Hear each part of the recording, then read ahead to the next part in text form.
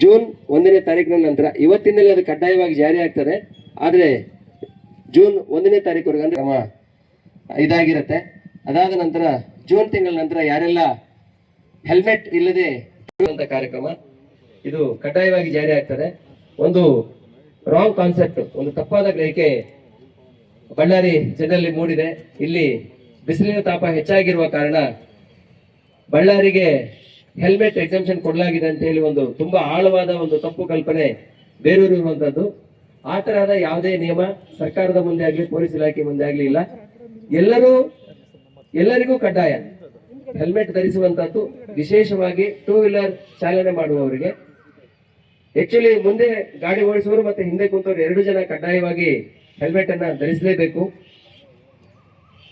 ಕೊನೆ ಪಕ್ಷ ಮುಂದೆ ಗಾಡಿ ಚಾಲನೆ ಮಾಡುವಂತವ್ರು ಕಡ್ಡಾಯವಾಗಿ ಹೆಲ್ಮೆಟ್ ಧಾರಣೆ ಮಾಡ್ಬೇಕನ್ನುವಂಥದ್ದು ಸಾರಿಗೆ ಇಲಾಖೆ ಮತ್ತು ಪೊಲೀಸ್ ಇಲಾಖೆ ನಿಯಮ ಆಗಿರುತ್ತೆ. ಹಾಗಾಗಿ ಈ ಯಾವುದೇ ಸುಳ್ಳು ವಿಷಯಗಳಿಗೆ ಮಹತ್ವವನ್ನು ಕೊಡದೆ ನಾವು ಜೀವವನ್ನು ರಕ್ಷಣೆ ಮಾಡಿಕೊಳ್ಬೇಕಾಗಿದ್ದು ನಮ್ಮ ಮತ್ತು ನಿಮ್ಮ ಎಲ್ಲರ ಹೊಣೆಗಾರಿಕೆ ಆಗಿದೆ.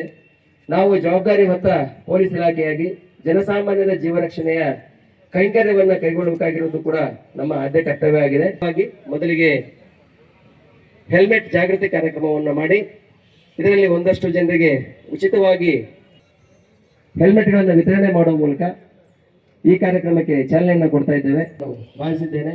ಈ ಕಾರ್ಯಕ್ರಮದಲ್ಲಿ ವಿಶೇಷವಾಗಿ ನಮ್ಮ ಪೊಲೀಸ್ ಸಿಬ್ಬಂದಿಯವರು ಮೊದಲು ನಾವು ಹೆಲ್ಮೆಟ್ ಹಾಕೊಂಡು ವಾಹನ ಚಾಲನೆ ಆರಂಭ ಮಾಡಿದರೆ ಪರಿಣಾಮಗೊಳ್ತದೆ. ಇದಕ್ಕೂ ಸ್ವಲ್ಪ ಮುಂಚೆ ನಾವು ಯಾರೆಲ್ಲ ಸಿಬ್ಬಂದಿಗಳು, ವಿಶೇಷವಾಗಿ ಸರ್ಕಾರಿ ಕಚೇರಿಗಳಲ್ಲಿ ಕೆಲಸ ಮಾಡುವಂಥ ಸಿಬ್ಬಂದಿಗಳು ಯಾರೆಲ್ಲ ಹೆಲ್ಮೆಟ್ ಹಾಕಿ ಈ ಕಾರ್ಯಕ್ರಮದಲ್ಲಿ ವ್ಯತ್ಯಯ ಆಗಿತ್ತು. ಇದಾದ ನಂತರ ಮೇ ತಿಂಗಳ ಕೊನೆಯವರೆಗೂ awareness, irrespective of department service ಎಲ್ಲರೂ ಈ ಕಾರ್ಯಕ್ರಮದಲ್ಲಿ ಕೈ ಜೋಡಿಸಬೇಕು. ವಿಶೇಷವಾಗಿ ನಾವು ವಿಕ್ಟಿಮ್ ಆಗೋದಲ್ಲದೆ ನಮ್ಮ ಕುಟುಂಬವನ್ನ ವಿಕ್ಟಿಮೈಸ್ ಮಾಡ್ತೀವಿ, ಅವರನ್ನು ಸಹಿತ ನಾವು ದಾರುಣ ಸ್ಥಿತಿಗೆ ತಳ್ತೀವಿ. ಒಬ್ಬ ವ್ಯಕ್ತಿ ಆಕ್ಸಿಡೆಂಟ್ ಆಗಿ ಸತ್ತಿದ್ದಾನೆ ಅಂದ್ರೆ